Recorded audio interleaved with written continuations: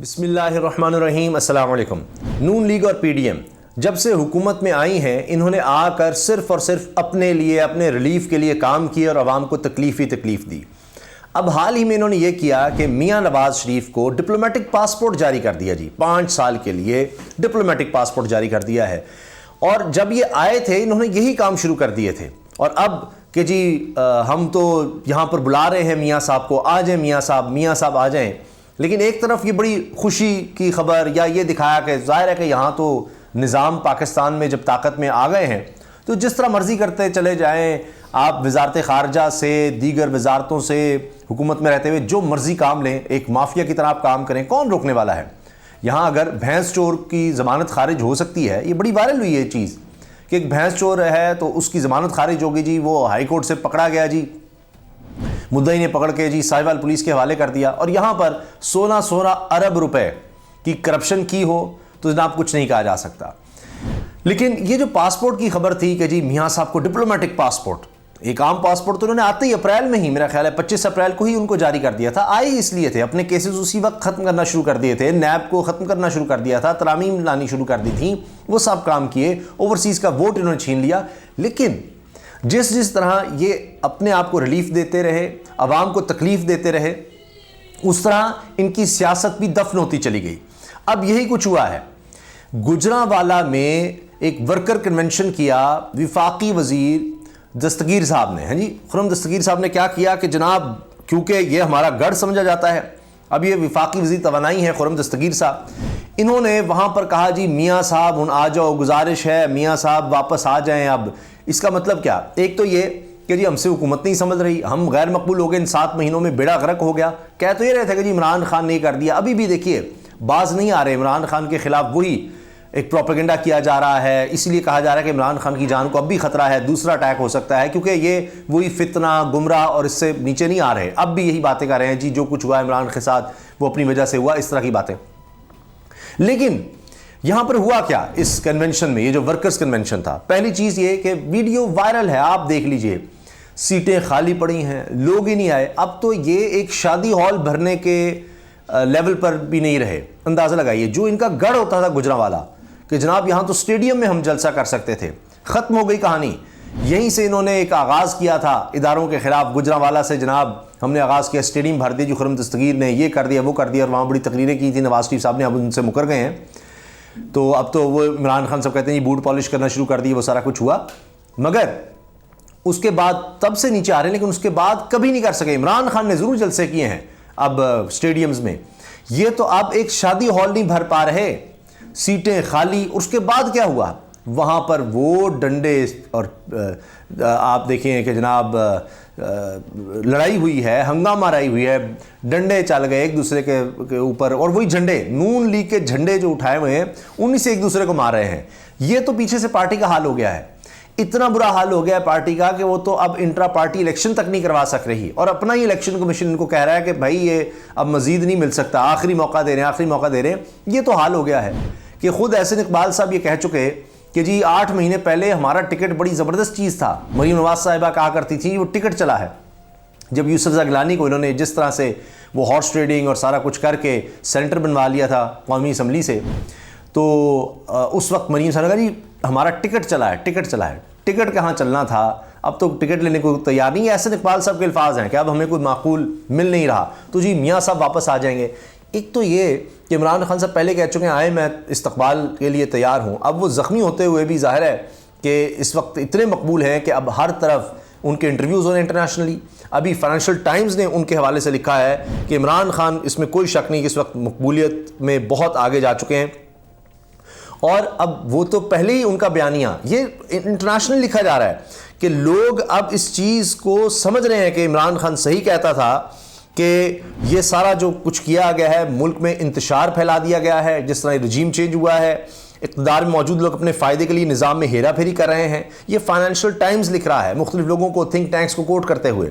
तो वही साबित होगा कि ना कोई नवाज शरीफ को बीमारी थी, ना कोई मसला था, सब झूठ, फ्रॉड, दगा फरेब था, और एक भगोड़ा मुजरिम मफरूर भागा हुआ शख्स जिस पर साबित हुआ है जुर्म, उसको डिप्लोमेटिक पासपोर्ट भी जारी हो रहा है, उसके वापसी के इंतजाम भी किए जा रहे हैं। आकर देख लें, इनको लग पता जाएगा कि अब हाल क्या हो गया पार्टी का। बुरा हाल हो गया, पार्टी आपस में लड़ रही है, दस्तों गिरबां हैं। मिफ्ता इस्माइल साहब छोड़ नहीं रहे, वो आर्टिकल लिख रहे हैं, कभी आर्टिकल्स रीट्वीट कर रहे हैं, उनमें से लगा रहे हैं कि जनाब ये तो 1% के लिए सारा कुछ हो रहा है, इस मुल्क की इकॉनमी का बेड़ा गर्क हो रहा है। अब आप देखिए ना हुआ क्या है। अभी 15 दिन पहले एशियाई तरक्याती बैंक ने पाकिस्तान को $1.5 अरब की रकम दी थी, $1.5 अरब की रकम, और पाकिस्तान के ज़र मुबादला के ज़खायर फिर मुश्किल से $9 अरब तक पहुंचे थे, जो कोई तसल्ली बख्श नहीं है। अभी एक हफ्ते के अंदर ये हुआ है कि $8 अरब से भी नीचे चले गए हैं, 7 कुछ अरब रह गए हैं। तकरीबन $1 अरब ये हफ्ते के अंदर अंदर गिर गए हैं। इतना बुरा हाल है, कहा जाता है जी कर्जों की वापसी की है। अभी आगे क्या मुश्किल हालात हैं वो भी सुन लीजिए। मुज़म्मिल असलम साहब ने इस पर तफसील से बताया है कि IMF 2 माह से बहाने बना रहा है। IMF ने आना था जी, हम आके रिव्यू करेंगे, मजीद आपके लिए कर्ज का कुछ करेंगे। IMF ने पहले अक्टूबर में आना था, अब वो कह चुका कि जी नवंबर में आएंगे। अब नवंबर में नहीं, अब कह रहे हैं जी जब तक आप नए टैक्स नहीं लगाते, 600 अरब रुपए के नए टैक्स, जिसमें पेट्रोल, बिजली, गैस, इनको महंगा करना है, टैक्स और इकट्ठे करने हैं। गैस की लोड शेडिंग आप देख रहे हैं कितनी ज़्यादा है। अब मैं जब ये वीडियो बना रहा हूँ तब भी मेरे घर अपना मसला बना हुआ है कि यहाँ पर गैस की इतनी लोड शेडिंग है कि जी क्या करें। अच्छा जी देखें, वो सिलेंडर लाएं, ये करें, वो करें। लोड शेडिंग इतनी ज़्यादा हुई है, लाहौर में इतनी ज़्यादा लोड शेडिंग हो चुकी है ये गैस की। और मुझे याद है टेलीविज़न पर एक प्रोग्राम करवाया करते थे तहरीक इंसाफ के दौर में कि देखें ये ठेका नहीं किया, उस वक्त नहीं लाए, उस वक्त नहीं लाए। जो आज हालात हैं क्या उस वक्त थे? अब आपको वो मैनेज्ड मीडिया नज़र आ रहा है ये सवाल उठाता हुआ? नहीं। हुकूमत को चाहिए थी $32 अरब, ये खुद कह चुके हैं हमें $32 अरब चाहिए, और सिर्फ इनके पास $16 अरब हैं जो इंतजामात भी कर सके वो $16 अरब के। बाकी $16 अरब कहाँ से आने कुछ नहीं पता। इन्होंने उसके लिए काम ही नहीं किया। बस वही, मैं मांगने नहीं आया लेकिन मजबूरी है, बस इन्होंने इसी पर जोर रखा कि वही जो रिवायती हैं जी सऊदी अरब, कतर, UAE, ये इधर चले जाएंगे जनाब, इनसे कुछ भी नहीं मिला। फिर ये जो Asian development bank, world bank, इधर से कुछ आ रहा है वो तो फ़ौरन ही ख़त्म हो गया, क्योंकि इन्होंने तो अपने दौरे रखे हुए हैं ना, सिर्फ और सिर्फ दौरे करने हैं। और IMF जो है वो कह रहा है हम आएंगे नहीं जब तक आप ये हमारी शराइत नहीं पूरी करेंगे। वो आ ही नहीं रहे, तो उन्होंने अब मजीद जो किस्त देनी थी वो क्या खाक देंगे? अच्छा, अब आइंदा आने वाले दिनों में चूँकि मुश्किल बहुत ज़्यादा होने वाली है, तो लोग अब जिस तरह लोग लॉन्ग मार्च में पहले निकल रहे हैं, अब तो इनको छोड़ेंगे नहीं। मियाँ साहब का बयान क्या आ रहा है जी, मेरे पास तो पासपोर्ट काफ़ी दिनों से है, उन्होंने तस्दीक कर दी, काफ़ी दिनों से मेरे पास पासपोर्ट है। ये जो अपने लिए ये जो NRO2 है, ये जिस तेज़ी से दिया गया है और उसका सिलसिला जारी है, लोग अब ये समझ गए हैं। इसीलिए मैंने आपको बताया कि अब ये एक तरफ ये हो रहा है कि लोग अब इनसे मुतनफ़र हो रहे हैं, दूसरी तरफ इनके अपने लोगों का ये हाल है कि जी ये देखिए, और वीडियो शेयर की जा रही है कि मुस्लिम लीग नून के नए गाने का इफ्तिताह, उनका नया गाना था, वो एक इंडियन गाने की तर्ज पर उन्होंने गाना बनाया हुआ है, और उसमें यह हुआ है कि जी वहाँ पर इफ्तिताह किस तरह हुआ है जी, डंडे मुक्कों से। गुजरांवाला में नून लीग के वर्कर्स कन्वेंशन, खुर्रम दस्तगीर के साथ सेल्फी बनाने पर झगड़ा, डंडे सोटे चल गए। ये तो इनका हाल है।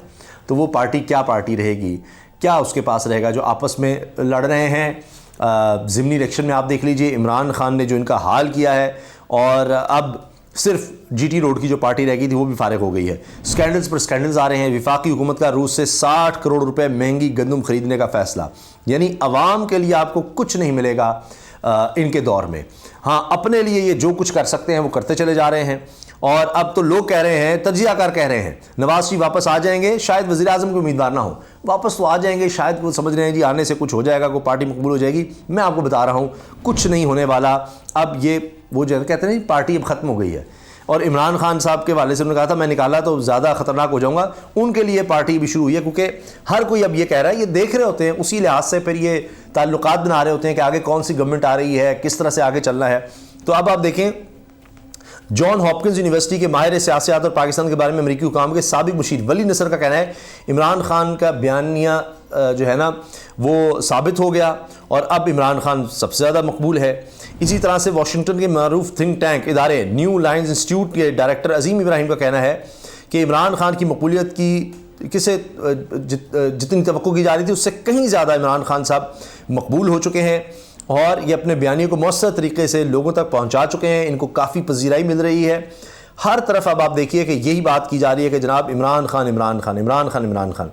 तो इससे साबित हो रहा है कि अब चाहे मियाँ साहब वापस आ जाएं, चाहे वो जनाब बड़ी खुशियाँ मनाएं कि हमने पासपोर्ट हासिल कर लिया है, हमने ये कर लिया है, अरशद शरीफ साहब का जो मामला है उसको आप देख लें, जो उनके हवाले से पोस्टमार्टम रिपोर्ट में पता लग रहा है उन पर तशद्दुद होना, और जिस डॉक्यूमेंट्री में उन्होंने शरीफ ख़ानदान के ख़िलाफ़ सबूत दिए हुए हैं बिहाइंड क्लोज डोर्स, वो भी आनी है, उसकी भी चीज़ें पता लग रही हैं। अभी हाल ही में उसका मैंने एक क्लिप देखा है जो इतना ख़तरनाक, इतना खौफनाक है कि जिससे पता चल जाता है कि इस मुल्क को तबाह कैसे किया गया। और अरशद शरीफ साहब बता रहे हैं कि ये लोग, यानी वो नून लीग का बाकायदा नाम ले रहे हैं कि ये लोग करते क्या हैं, माफिया की तरह इस तरह काम करते हैं कि रिटायर्ड फ़ौजी अफसरान उनको नौकरियों के और दीगर झांसे देते हैं, आपको लगा देंगे, फिर इसी तरह से यानी हमारा काम करें तो जब रिटायर होंगे हम आपको एडजस्ट करेंगे, इसी तरह से जुडिशरी में जब आप रिटायर होंगे हम आपको एडजस्ट करेंगे। हत्ता कि साफ़ियों को बेशर्मी से ये सरकारी ओहदे ऑफ़र करते हैं, मरात ऑफ़र करते हैं और वो ले भी लेते हैं। तो ये इस तरह से काम करते हैं। और अरशद शरीफ साहब के उसमें जो मैंने क्लिप देखा उसमें आखिरी जुमला ये है कि ये किसी को कत्ल भी करवा सकते हैं। ये उन्होंने बात की अरशद शरीफ साहब ने, और आप देखिए कि क्या हुआ। तो ये सारे मामलात जो हैं ये आने वाले दिनों में इनका पीछा नहीं छोड़ने वाले। अब वो दौर नहीं रहा, ये सोशल मीडिया का दौर है। इन्होंने बड़ी कोशिश कर ली, इन्होंने इदारों के साथ मिलकर, ताकतवरों के साथ मिलकर सारा कुछ करके देख लिया। आज ही वापसी का भी देख रहे हैं, वहाँ पर आप देख लीजिए कैसी शाहाना ज़िंदगी गुजार रहे हैं। यहाँ आकर उससे भी ज़्यादा शाहाना ये देख लेंगे। लेकिन 7 महीने में उन्होंने जो किया है, ये पासपोर्ट की खुशियाँ, ये सारा कुछ, ये प्रोटोकॉल, ये मीटिंग्स, ये ओहदों की बंदरबांट, ये जनाब तैनातियाँ, ये कुछ भी इनके काम नहीं आने वाला। अपनी राय का इज़हार कमेंट सेक्शन में ज़रूर कीजिएगा। आप इस बारे में क्या राय रखते हैं? इंशाल्लाह कोशिश होगी ज़्यादा से ज़्यादा लोगों का जवाब दे सकूं।